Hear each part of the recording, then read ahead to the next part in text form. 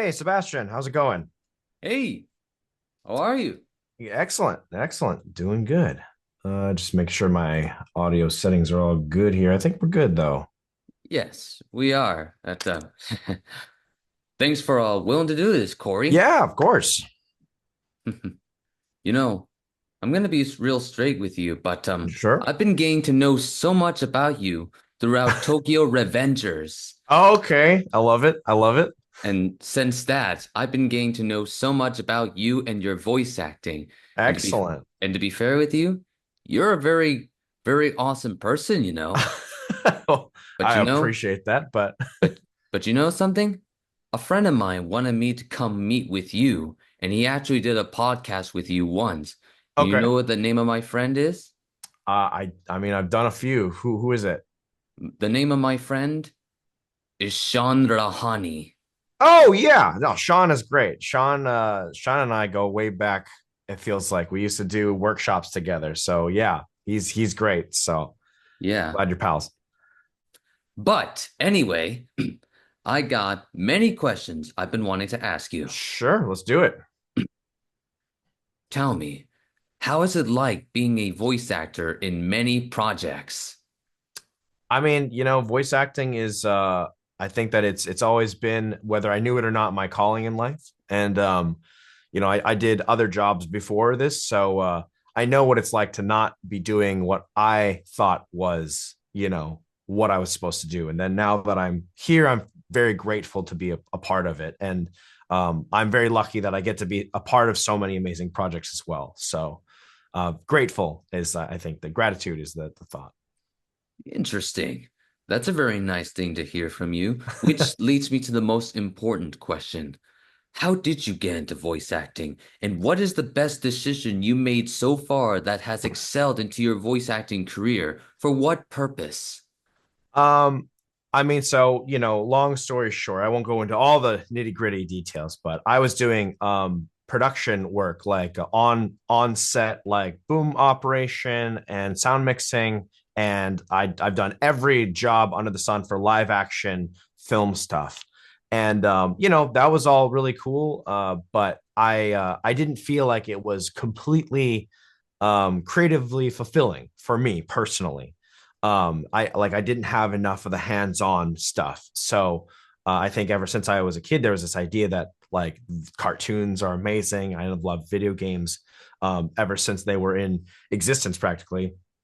And so that was an idea, and I was like, I just got to go for it, right? If I don't try to go for it, then I'll regret that, right, for the rest of my life. So I had to at least give it a shot, and there was some encouragement from friends and whatnot, and I think taking the leap into just like, all right, I got to just be serious, take workshops and whatnot, and that kind of got me started on my journey. And one of the most notable things for that first workshop that I did when I was really starting to take it more seriously was like, I was thinking, oh, I'll just go in and get an agent and I'll start booking right away. Very full of myself. But really, like, I realized how good everyone else was in that room. And they're just my peers, like they're not even like crazy working actors who have been here for super long, but they're there doing the work. And I think they'd been doing it longer than I had. So I had realized like, oh, I need to become a really great actor. And so I humbled myself and really just was like, okay, we'll not worry about the auditions and the jobs and the money and whatever.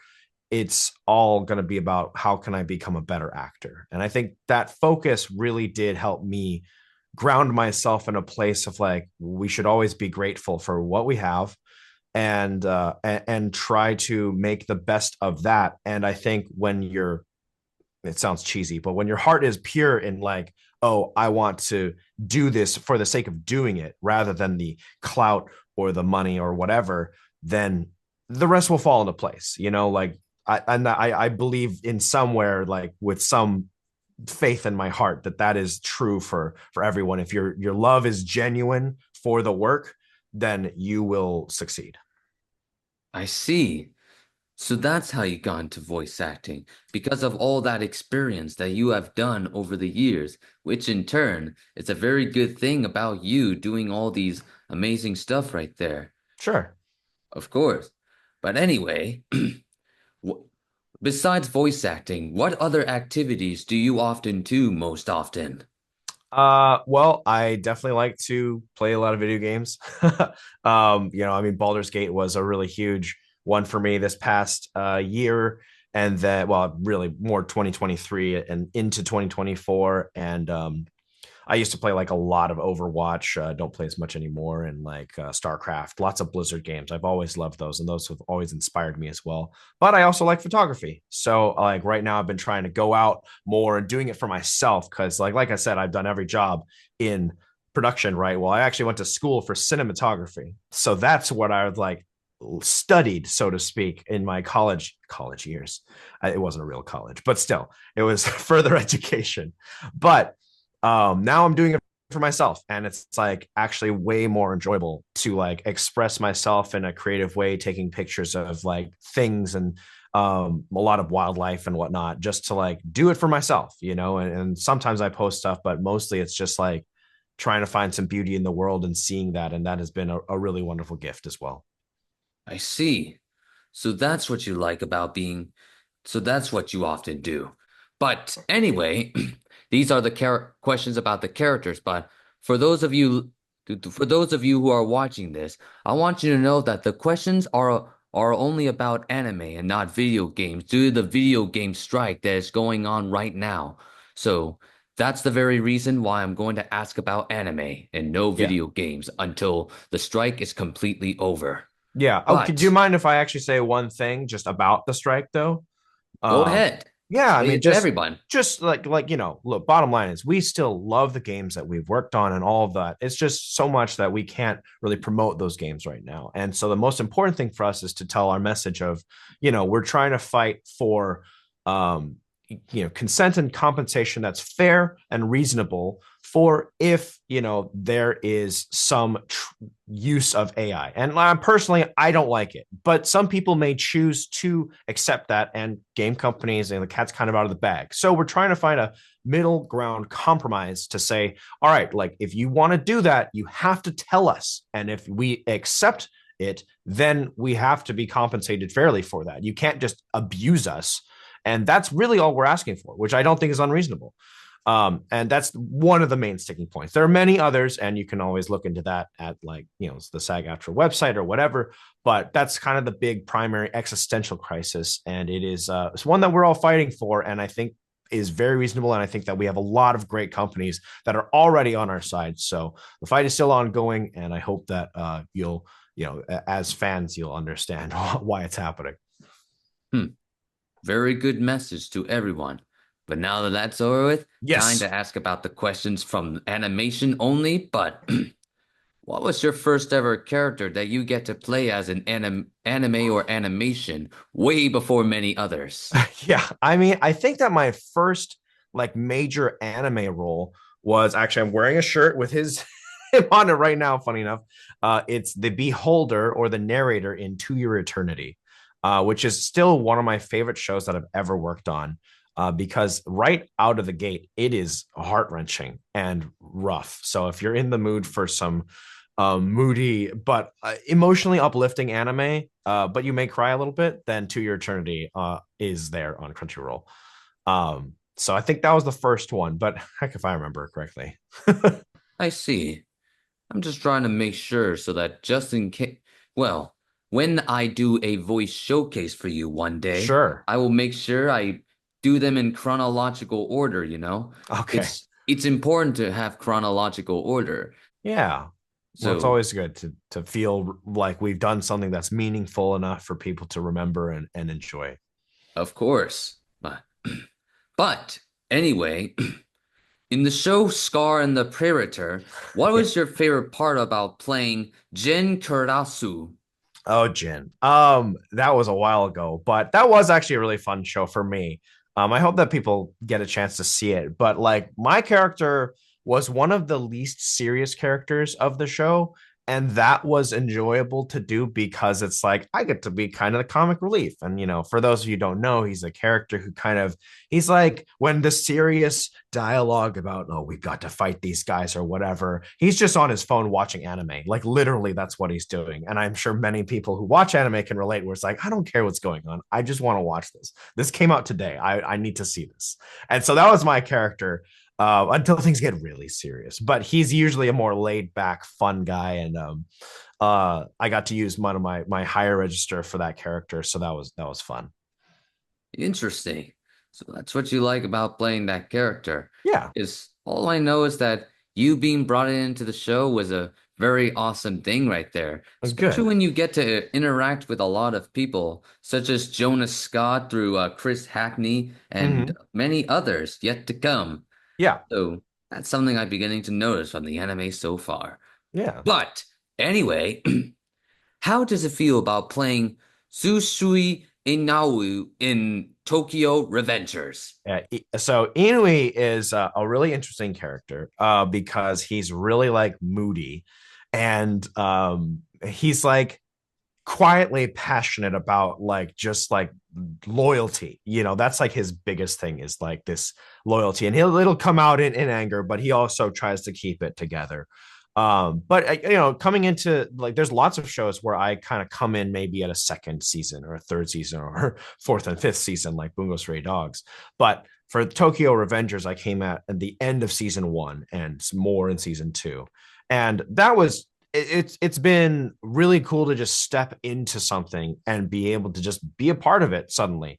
And but for him, like he's got this really great relationship with Coco, who is just like who's voiced by Howard Wang, and they're just like so close, and you don't really know exactly what their relationship is. Maybe we'll be able to see that in the future, but like they're sticking together no matter what, and there's through thick and thin, through all the different gang wars and loyalties and all that, and like it's a really cool dynamic to just have like there's always some character that your character is like we are bonded for life, like that's the way it's always going to be. So that was a really enjoyable experience. I see. So that's what you like about playing that character. Because Yeah, all I know is that I've watched Tokyo Revengers and that you being part of it was a very best choice there. And whoever I'm brought glad. you in did a very good job directing you in this. Oh, thank you Especially, so much. of course, I actually seen a clip of you in that visual demo thing from Oh YouTube, yeah. which I Mhm. subscribe to you there, by the way, as Oh, thank Seba's you. voiceover world, Appreciate which it. I'm actually popular there right now. Excellent. Yeah, of But course. anyway, back on the topic of characters, but how is it like being part of the movie The First Slam Dunk as Minoru Masimoto? Yeah. So I'm not a huge role in that movie, but it's always really cool to be in anything that ends up in the theater. And like I said, like there's not too many moments with my guy because it's primarily about the main team, the protagonist, and I'm part of the antagonist team.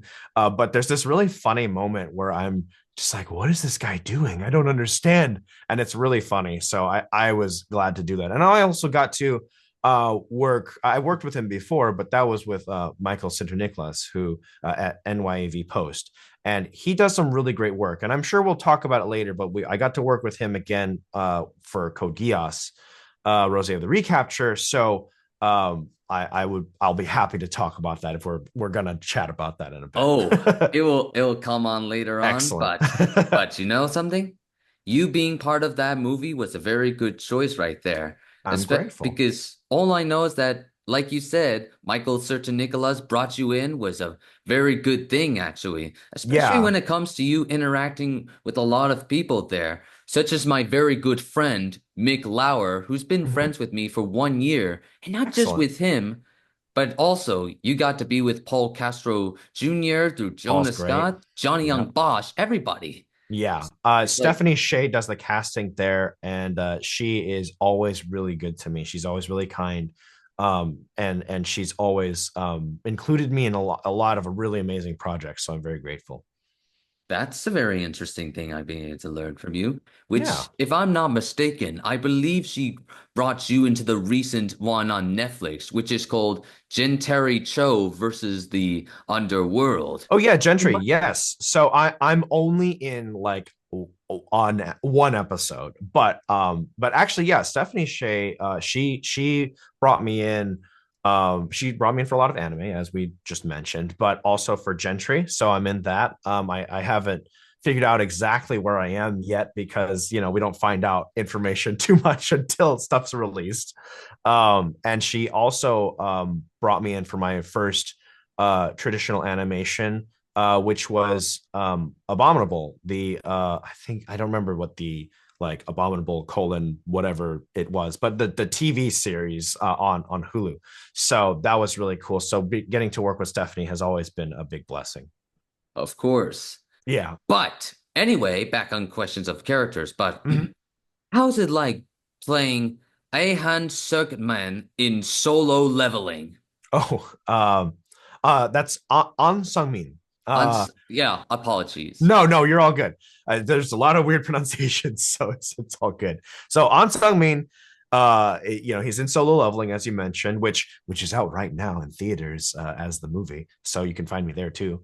But he's a fun character. Like he's not like the most important character, but he's kind of this older guy, and he's just trying to do. He's very zealous about his work of getting these new fighters to join his company, and he kind of gets duped, but he also has respect for our for Jinu, who's our main character there. So like it's a cool dynamic to see that happen, and I'm excited to just be a part of it because solo leveling is very popular, and people are really loving it. So I'm just grateful to be part of it, man.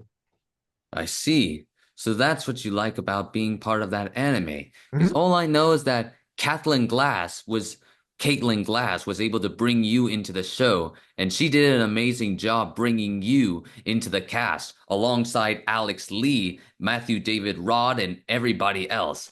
And that's why I come to believe that your voice acting in it, just super splendid. Great, I love it. Thank you.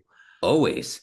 And like you said, that the movie came out like recently and that Yeah, just everybody a few else days got to ago. see it.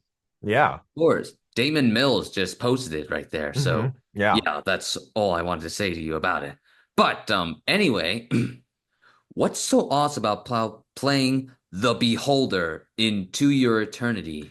Right. So we were talking a little bit about it, right? And it was my first really big anime role, which means a lot to me. And I think what I love the most about Beholder is that he's kind of just there, like he's just observing, and that's very much like me actually, where I don't intervene until I have to. Right. I will observe, learn, make the judgments that I need to, and then if I need to actually do something in a difficult situation, then I will.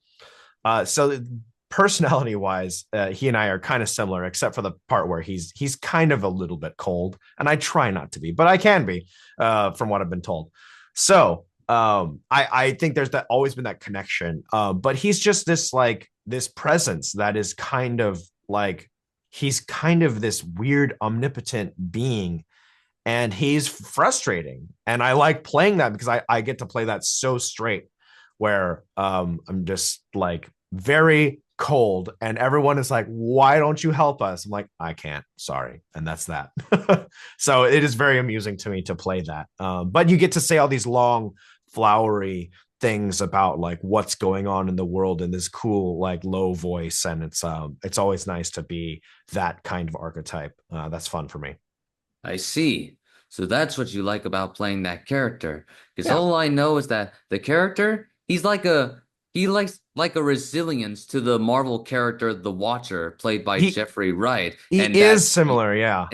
in a way. But you being that character is just very awesome, actually. Especially when you're just trying to make sure that nothing bad happens, but you didn't want to interfere with anything, because otherwise Right.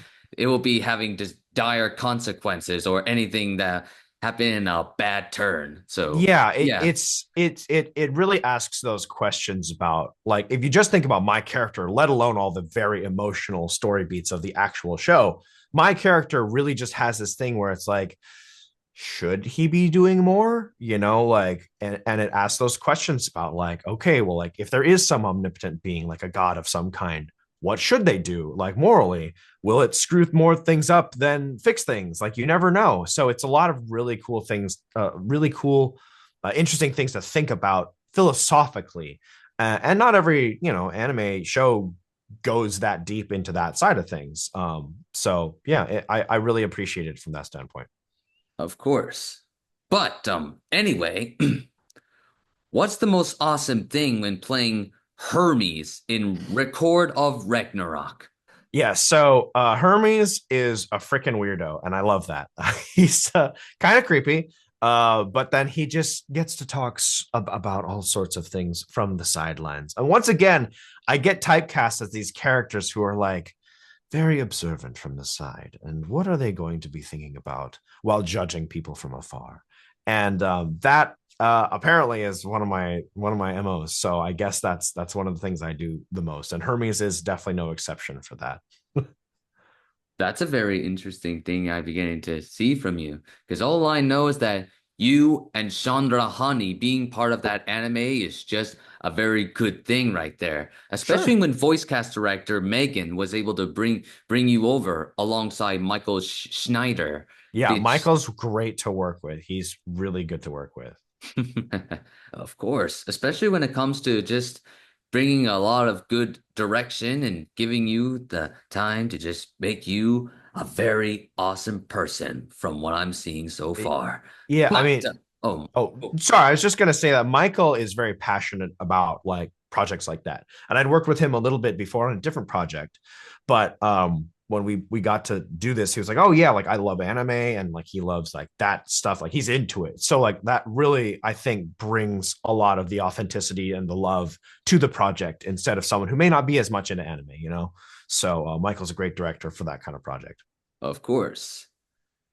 Hmm. Speaking of Michael, I'll just tell you this question, the one Sure. that we saved for later, which I'm gonna say it, but what was the biggest thing when playing Ash Phoenix in Code Geass Rose of the Recapture? Yeah. So this was a very meaningful role for me. Obviously, like, we've all heard of Code Geass, right? It's been around for a long time. And just being able to be a part of the world was amazing. I auditioned for it just like everyone else. I wasn't just brought in. I know that they did auditions, but from what I've heard, like, Stephanie had me in mind at least moderately early and was really happy to hear what I had. I'm not sure if that's the whole story. So if you ever get to interview, then you can ask. But I was very grateful to be brought onto that because it's a show like that. The character Ash Phoenix is very much like many of my characters. He's low voice, he's very serious, and he's very straight to the point. I think the most common line that I said as him was understood. Like, it's just that. But like, there's this depth to him that we un you know unlock over time, I think, through the episodes, and you learn more and more about him and his relationship to Roze. I won't give any spoilers, but, like, that there's so many great layers to this character, and we really get to explore that by the end of the show. And I'm really grateful because it was an amazingly cool character, part of this massive legacy of Code Geass.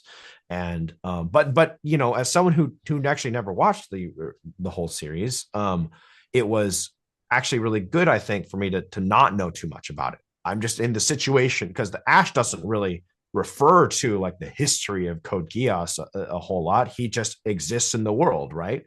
So I was able to come in really fresh, and I hopefully objective as well in that regard. But I knew that it was an important thing, of course, and there's so many fans, so I did take it very seriously nonetheless. And Michael, our director, Michael Center Nicholas, he was instrumental, along with Ruben Lack, who runs the dubbing at Disney. all three of us and Sebastian, one of our engineers, like we all. One of our engineers at NYV is named Sebastian. So there you go. But like all four of us worked really hard together um to just make sure that like sync was going to be good, the lines were going to be good, we were going to keep all the depth to it and the drama and the emotions, and it really did mean a lot to just put in the work as much as we could to make this the best dub that we could possibly do. So yeah, very grateful. I see. So that's what you like about playing that character right there. Yeah. Because all I know is that, again, Michael and Stephanie, and even my good friend David Jordan Chan, alongside Ruben, did a very good job bringing you there, alongside Susie Young, through Luca Pudovin and R Risa May. Even Alex Mm-hmm. Lee got himself involved too, Yeah. and everybody else. And Yeah. but anyway, last question to tell you due to the Sure. time right there, but what was your favorite part about being the voice of Kang Horang and Kim Loker in Tower of God? Yeah, so Tower of God is has been a really cool show. We're still ongoing, so hopefully you'll be able to see more of me there.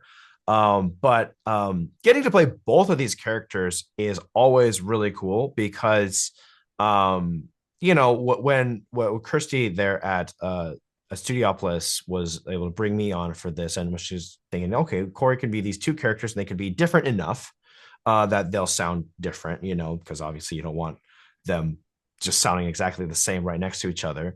But they're very different. And again, Kim is not a character that I get to play often, where he's a little bit more flamboyant, and he's definitely a jerk. He's not a good person. But he gets to be more playful, and I really love being able to play those characters. But Kang Ho-ryong is one of those guys who's like pretty quiet, low voice, like just sometimes gets a little flustered by ladies, but like not too much. But he's a tough guy, and he's got an interesting past. And again, we've had the opportunity to pull back the layers on that and show more of that over time. So when you start as these stoic characters, it's really cool to peel back the layers and just see and learn more and more about them as the series go on. So it's been a real joy to be able to do that. I see.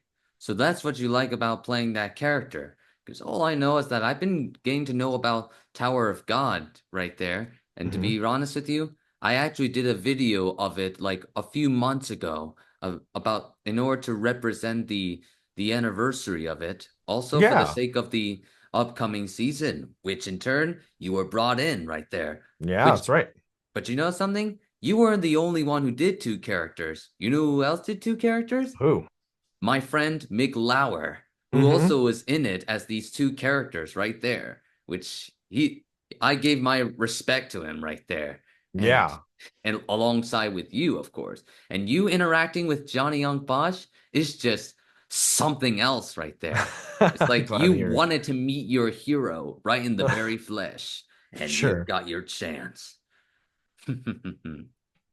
But yeah, so that's something I want to tell to you. But when you look back, is there anything you would have done differently before you got started into your voice acting career?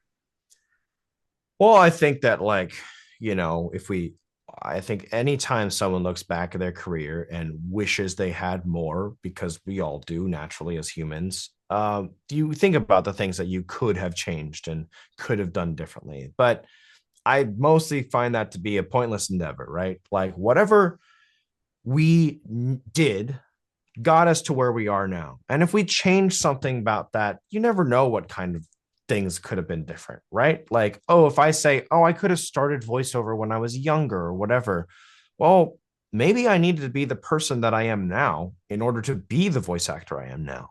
Because if I had started my career earlier, I probably would have been a different person, when I started that. So maybe I would have been so ill prepared for it by not having life experience that I would have failed and given up. Like how horrible would that have been, right? So I look at it more at like, well, regardless of how things could have been, uh, the reality is we're in the situation that we're in now. And every moment that I've had previous to this moment now to my career was necessary to get me to where I am now. And to that extent, I can't regret anything. Despite all the hardship. Not to say it hasn't been always challenging and difficult and all that, and that all sucks. But I think the most important thing is that we need to just remember that we are what we are right now, and we can look at the positive side of that. Interesting. So that's something I'm beginning to understand from you. Because honestly, we all go through a lot of hard times with understanding ourselves in a way.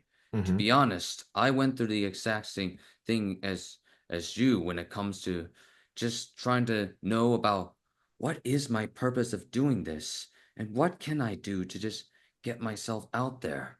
But I'm glad you saying that just helps remind me of the choices I need to make to get myself to just be more me, like I've Yeah, always have been.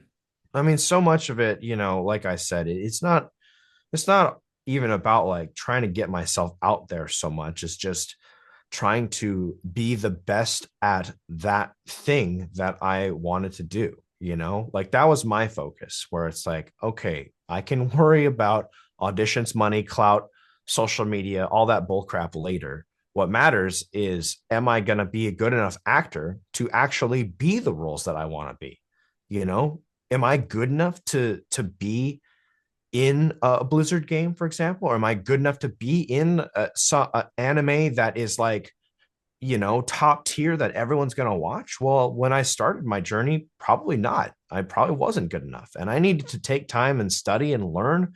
And doing that was the most important thing, was just like, I need to be better. I need to be the best I can possibly be. Because being good or bad at something is not something that is static. You can always improve and you can always become better at the thing that you're passionate about. And I think that is the biggest thing that we need to learn, is to not judge ourselves as something static, but something that is always changing and evolving and getting better and improving, and hopefully just being a more well-rounded human being. So those are the things that I try to think about the most when I'm worried about whether I can or can't do something. And I I always look see. optimistically. I see. So that's very good about it. And I'm glad you telling me this as a way to just work things out for not just you, but for everybody else in the near future when the time comes. I hope Well, so. Cory, it's such an honor to finally have you here, Cory. All right. Well, thank you so much, Sebastian. I hope that you have a great rest of your day.